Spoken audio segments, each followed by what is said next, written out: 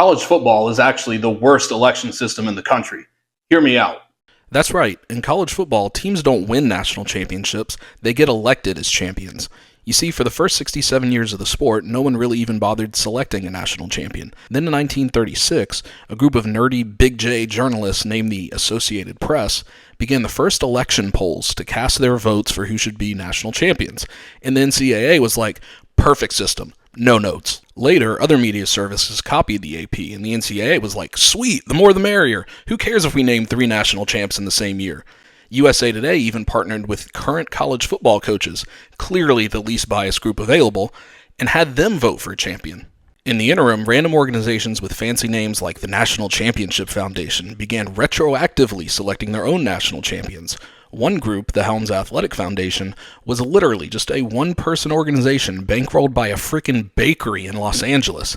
And the NCAA was like, sweet, this dude seems to know what's up. Let's have him select national champions for the last 100 years. But even worse than allowing retroactive championships to be awarded, the NCAA also allowed schools to claim national championships based on whatever flimsy evidence they believed merited inclusion in the record books. For example, in the 1980s, Alabama Sports Information Director Wayne Atchison woke up one morning and decided that the 1941 Bama team, which finished ranked 20th in the AP poll, should have been national champions, which is like the great-grandson of Stephen Douglas deciding that he had a couple good debate performances against Lincoln, and therefore was the real president in 1860. But fast forward to the modern era, when the BCS was created with the intent of crowning a single, undisputed national champion, using a combination of existing media polls and a series of computer algorithms only known and understood by their creators.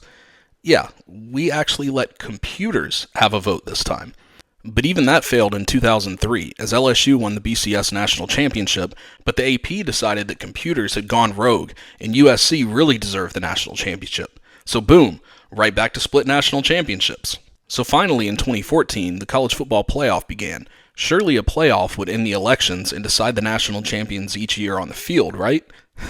You sweet innocent child. In 2017, Alabama defeated Georgia for the national championship, but undefeated UCF, who wasn't elected to the 14 playoff, claimed its own national championship, which got dutifully added to the record books by the NCAA. So tonight, on election night for the American presidency, we also have the first election poll for the new 12-team college football playoff, decided by a college electorate instead of an electoral college, all appointed with 0 votes from the college football public. What could possibly go wrong?